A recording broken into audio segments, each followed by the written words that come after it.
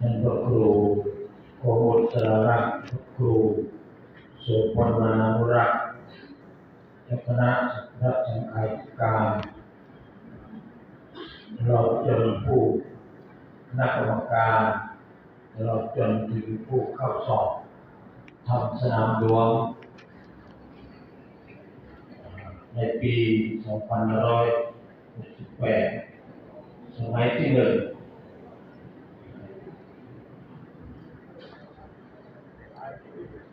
ตามที่แม่กองทำสนามหลวงได้ปรารภกับพวกเราในเรื่องของภัยคุกคามทางพระพุทธศาสนานั่นก็คือนารีพิฆาตจากที่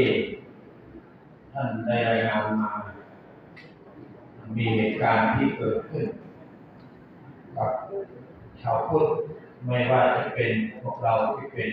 สุดวาสกวาสิกา